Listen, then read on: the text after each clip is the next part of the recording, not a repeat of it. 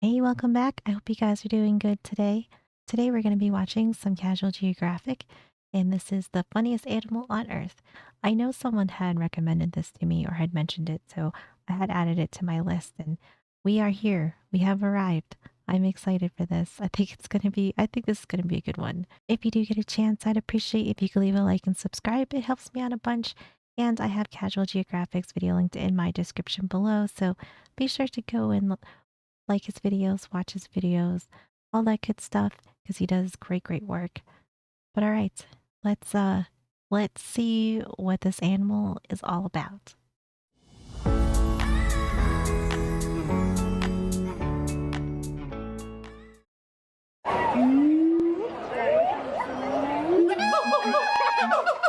Show me What is that? What is on its neck? What? I have never seen this. I have never seen this before. someone who's never seen this with their eyes, and I'll show you a child that got left behind. The school system's failing and this is proof. Did you know the average kid in America doesn't know about this harmonizing homunculus? Arguably I believe it. I have never seen it either. This is my first time ever seeing one. That is crazy. What is it? failing and this is proof. Did you know the average kid in America doesn't know about this harmonizing homunculus? Arguably one of the greatest gifts nature ever gave. Yet they remain disrespected and unaccepted. Well, not today, No. Someone has to stand up for this comic relief, rough draft, auditory onslaught of a primate, and you already know I will. I mean, that's a gibbon. You're probably familiar with the great apes, but in case you're not, they include gorillas, chimps, bonobos, i.e. chimps with a different R rating, and this guy. Oh my god. Together, along with humans, they make up the great ape group. Great ape. The name only an ape could come up with, but along the way, someone got snubbed, and this is actually live footage of it happening. You are freaking Great apes. plus Mark. You know what I'm saying? Which I'm rocking with Mark because Mark is rocking with us. Yeah, gibbons got gatekept from the great ape lunch table. Science says it's because of their relatively smaller size, lower intelligence, ouch. And real talk, I think they're just too goofy for the other apes to want to be associated. But oh my gosh. I don't know if I've seen I feel like maybe I've seen them, but I'm gonna say maybe not. Definitely not some of these other ones that we saw at the beginning. I know I've not seen those. Lower intelligence, ouch. And real talk, I think they're just too goofy for the other apes to want to be associated. But being tailless means gibbons aren't monkeys either, and instead got classified as lesser apes. That's already flagrantly flippant, but there's about 20 species of lesser apes. They're all gibbons. Apparently this drunk toddler of an ape was such an affront to the family, folks created an entirely new category to put them in and slapped them with the lesser label. Well, I'm gonna argue this That seems kind of cruel. I mean, I get it, but that's still that's kind of mean. They're not lesser. You're not lesser of ape. Not in my eyes. folks created an entirely new category to put them in and slapped them with the lesser label. Well, I'm gonna argue this tiger taunting, vocal cord flaunting, terminally trolling, usually barrel rolling primate might just be the prime ape. Now to be fair, gibbons are that one weird kid in class. They're like the missing link between apes and monkeys, but if evolution went on a side quest. Gibbons break a lot of the rules of being an ape. They have low sexual dimorphism, meaning the males and females are about the same size. They don't build nests to sleep. They put in about as much effort as pigeons. They're monogamous, allegedly. We'll get to that. And Allegedly. Oh, scandalous. they basically spend their entire lives in the trees. Could have sworn they let the O-ring slide for that, but that's none of my business. They're also anatomical anomalies with a wingspan worthy of an infringement lawsuit from Go-Go Gadget. We call them lesser, but let's be glad they're still alive. Cause uncovering a fossil that could jump rope its own skeleton, that Jumanji junk would have put us in another pandemic. Oh my gosh, is that their skeleton? Yeah, can you imagine? Cause uncovering a Can you imagine like finding this and being like, what was it? Because this looks crazy. Like what was wrong with its legs or arms, I mean. That's a really cool skeleton though. That I like seeing this like skeletons of different animals. I think it's cool. I think it's really interesting. fossil that could jump rope its own skeleton, that Jumanji junk would have put us in another pandemic. You don't realize how long a gibbon's arms are until, well, one, you get slapped by one, but also until you put them next to a person for scale. But having joints longer than a prohibition for Peter Griffin is great for one thing, and it's kind of the thing gibbons are known for. It looks like it was so gentle with her. They got some long ass arms though. I don't even know what it's like to have long arms anyways, because I know like tall people sometimes you guys have long arms. I have little T-Rex arms, so I will never know. I will never be able to relate with having having long arms. Longer than a prohibition for Peter Griffin is great for one thing, and it's kind of the thing Gibbons are known for. Like I said, Gibbons are completely arboreal, and there's actually a name for how they get from A to B.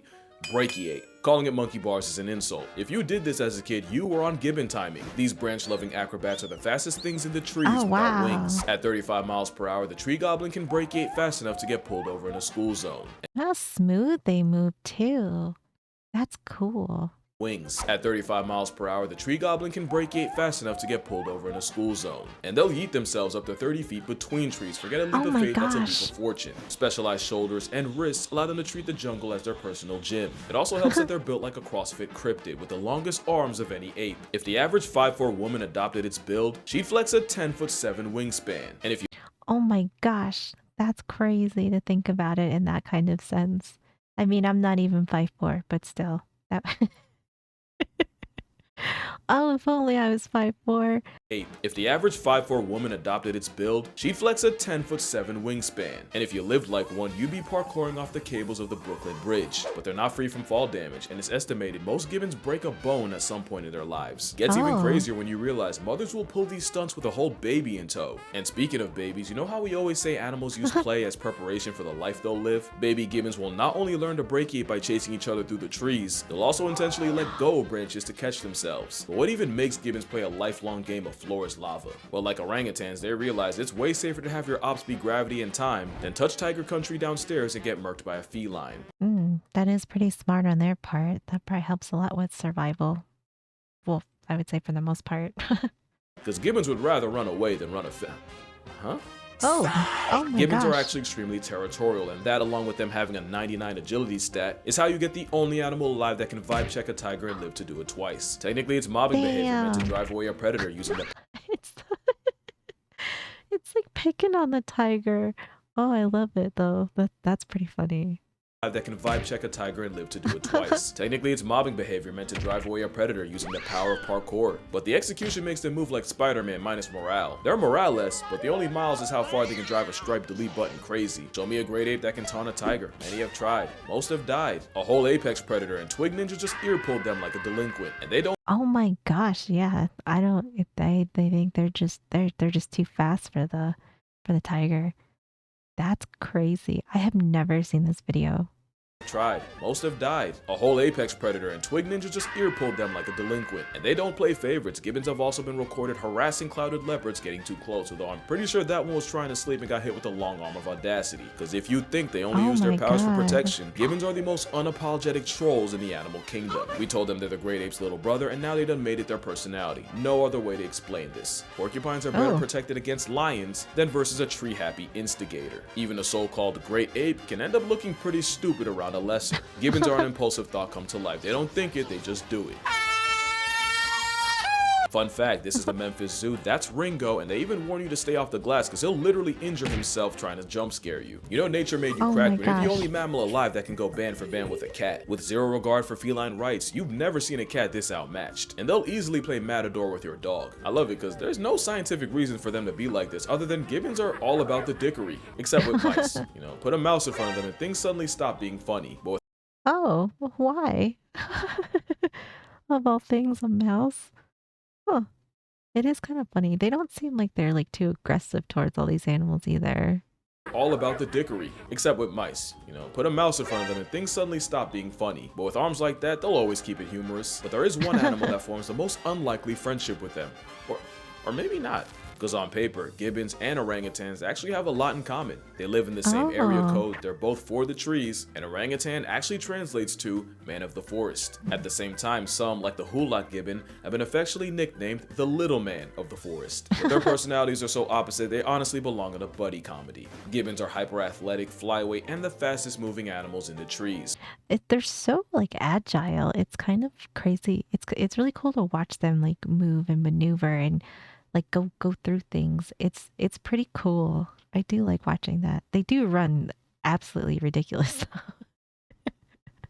I do love that though. I do love that. That is amazing.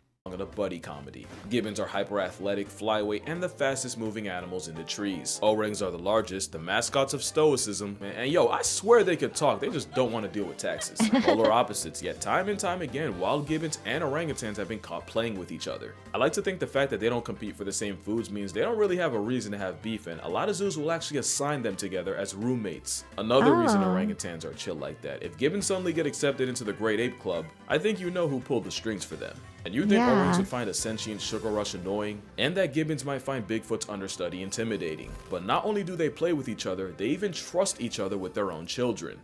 Oh, wow. I like this though. I think this is cool how the two of them kind of hang out and are buddies or have like their, like mixed community. You love to see it. Orangs have quite the obsession with baby gibbons, and gibbons really be rocking with an infant Cheeto ape. There's even one gibbon in the Brookfield Zoo that Did you say a little Cheeto ape? Bro. That's pretty funny. Gibbons, and gibbons really be rocking with an infant Cheeto ape. There's even one gibbon in the Brookfield Zoo that'll leave his enclosure just to visit the orangutans next door. But there's at least one other ape gibbons bond with. In some places, wild gibbons will actually become habituated with humans to the point where they'll regularly drop by and groom their favorites. Galia was a hula gibbon who was famous because every day, she'd come down from the trees, hobble over to the locals, and provide a free hour-long salon service, starting with Pupeshwar Ningda, the man who protected her as an orphan. It hits different when you realize grooming is how gibbons reinforce social bonds in a family. Now it is bittersweet since it likely took her entire actual family getting put on a shirt for her to get to that point, and we'll get back to that. But I'd say that's pretty damn great for a That's actually really sweet though. That's very sweet. A shirt for her to get to that point, and we'll get back to that. But I'd say that's pretty damn great for a lesser ape. Even dogs aren't immune to a gibbon act of goodwill. And now that you're familiar with them, I think we can go ahead and meet all the types of gibbons, or as many as my attention span will allow. This is a Siamang. They're the heavyweights of the gibbons at a whopping 30 pounds. They're the ones with that throat scrote, or as I like to call it, throat scrote. Oh, we can't unsee it now. Wonderful. Thank you. Weights of the gibbons at a whopping 30 pounds. They're the ones with that throat scrote, or as I like to call it, the chesticle. The chesticle. Just one though. That is kind of crazy looking though. But yeah, now it just looks like a giant ball sack. With that throat scrote, or as I like to call it, the chesticle. It's a pouch that works like an amplifier to broadcast their call. And clearly nature had an off day when it spawned a frog monkey that looks like one of Ben's 10. As much as I like them, this would be terrifying to have fly over your head. It's a reminder that even the comic relief of the apes could scramble your face if they really wanted to. That is true. Man, look at those teeth. It's a reminder that even the comic relief of the apes could scramble your... God, yeah, those are some big sharp teeth for sure. I don't think you want to get bit by one of these. Your face if they really wanted to. I wouldn't. But I think nature knew it animated Slenderman's shadow a little too well, because it went ahead and gave them the most unserious vocal stim you've ever heard.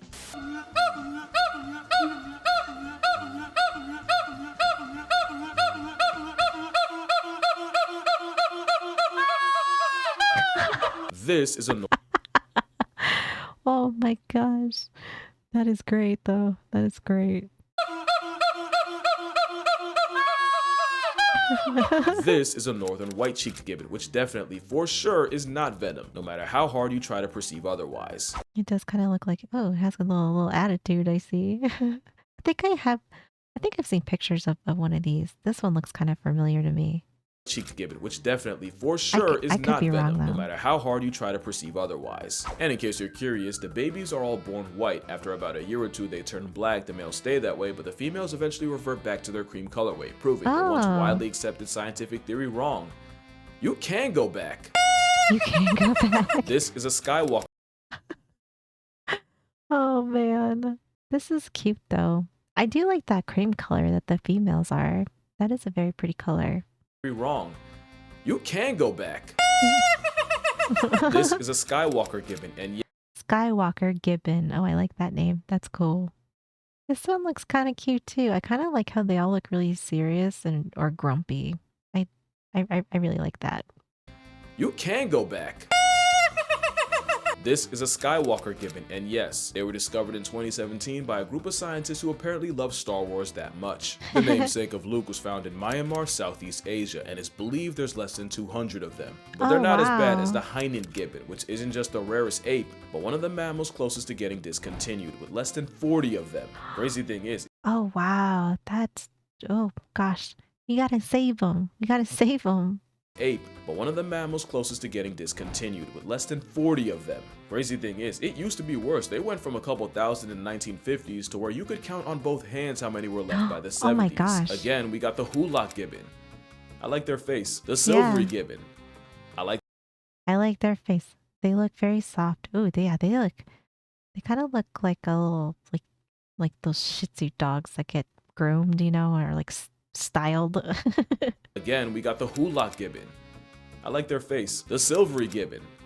I like their hair. Good thing they max out at 2 feet. Any taller, we'd be having Yeti conversations. And lastly, the pileated gibbon, because in my opinion, they have the coolest call.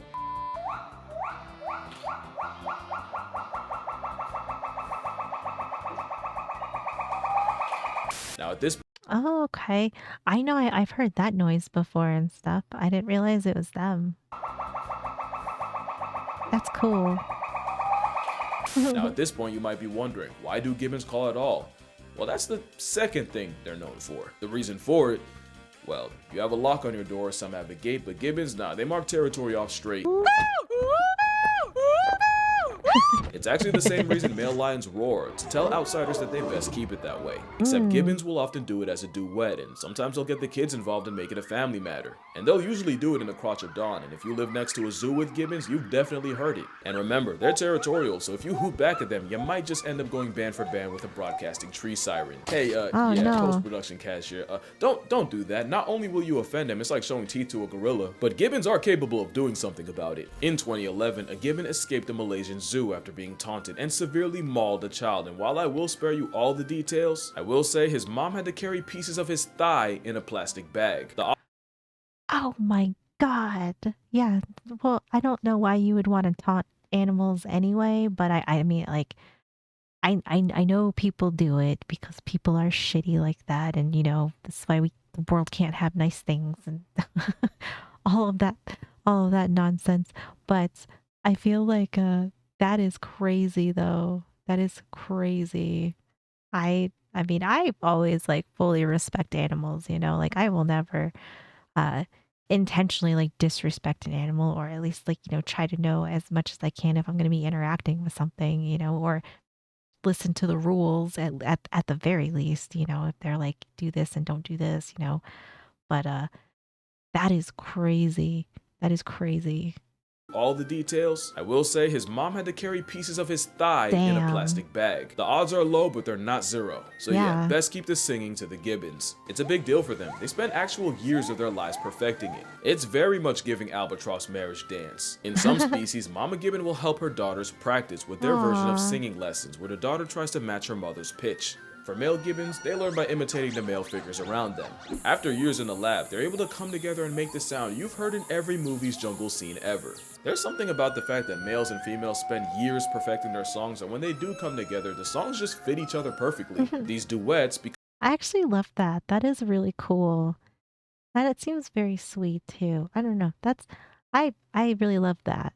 Years perfecting their songs, and when they do come together, the songs just fit each other perfectly. These duets become a verbal vow renewal as the songs help reinforce their pair bond. And that's the third thing gibbons are known for. They're the only apes that are monogamous. Can you imagine a gibbon seeing another gibbon and just making it work? No other ape, not gorillas, chimps, definitely not bonobos. And you know most humans ain't about that. Entanglements be damned. Except, yeah, about that. So the whole monogamy thing came from researchers watching a group and witnessing a couple only getting active with each other. Except what they didn't realize was by being around these gibbons constantly, the gibbons eventually got used to the people and would get way closer than they usually would. The problem is the other gibbons that weren't as chill with humans would see this and treat the human habituated gibbons like the plague and avoid them at all costs. Honestly, good for them. But if gibbons do mess around on their partners, the researchers basically block them from doing it. Also, any cheater can look loyal for the weeks or months the researchers spent watching them. So Ryan Uppbeat decided to study a gibbon family for 6 years, and this time, instead of habituating Oh, themselves wow. to just one pair, pretty much all the groups in the area were habituated, meaning they could truly study gibbon free will. And when I tell you it was Real Housewives of Indonesia out there, Oh no. I'm gonna tell you a story, but it will get messy, so I'm gonna need Oh my god. We're gonna get the gibbon tea spilt right now. I love it. I'm here for it. Let's go. Housewives of Indonesia out there. I'm gonna tell you a story, but it will get messy, so I'm gonna need you to lock in or you will get lost. So Okay. it starts with two gibbon families. Each one had a sub-adult, basically a teenager, and one had a teenage male and the other a teenage girl. And we're still talking about gibbons. Both teenagers left their respective families, got together, and found a new territory to live in. And that's when stuff got weird. Cause the teenage guy gibbon also had two younger juvenile brothers, and for reasons beyond me, they moved in with Big Bro and his girl. To Uppbeat, that was already cause to pause, but it got wicked once the adult male from the female gibbon's original group, i.e. her father, disappeared. Because apparently a parent in past tense is a canon event. Well, with a sudden power vacuum, guess who filled in? Yeah, the same sub-adult male along with his baby brothers all moved into the female's group, and the teenager took his girl's dad's place. He then just moved back and forth between the two spots, meaning Mans was monkey branching from his original girl to her mother, and Oh, bro. Oh man.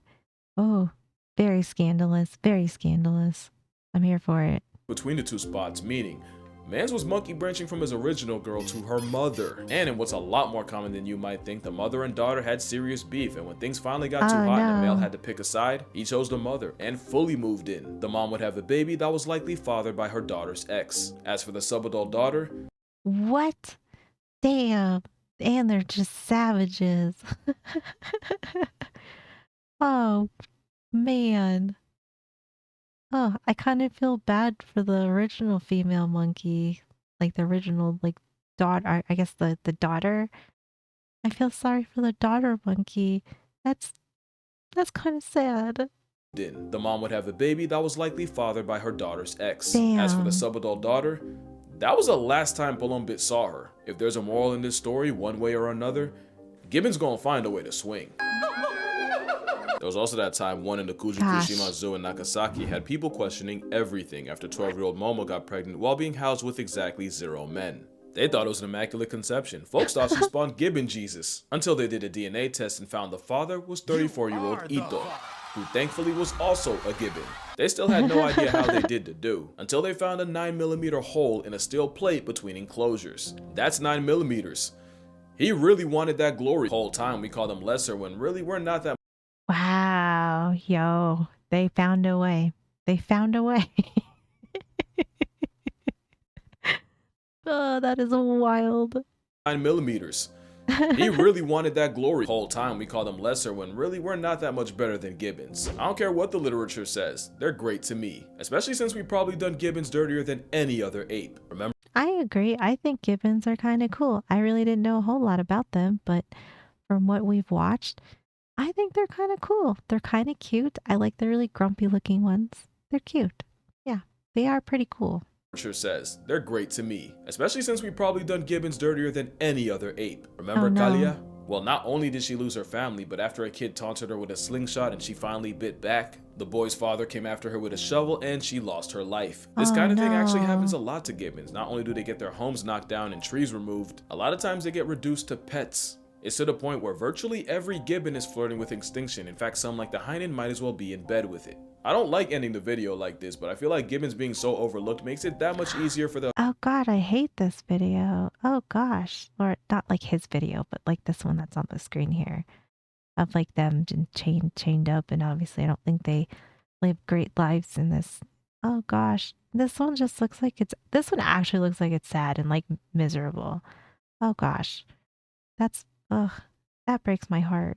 with it. I don't like ending the video like this, but I feel like gibbons being so overlooked makes it that much easier for the atrocities against them to get buried. And if we don't lock in and spread the word, Nature's one-man comedy special will be canceled in our lifetime. But then Yeah. again, does it not make sense for the comic relief to have the most tragic backstory? At the end of the day, gibbons prove that you might not be a great ape, but you're still a great ape. But anyway, Yeah. that's gonna do it for this video. Make sure I you agree. drink water, hug your mother, support your local gibbons, and one last thing to take home. But this is important. Always remember to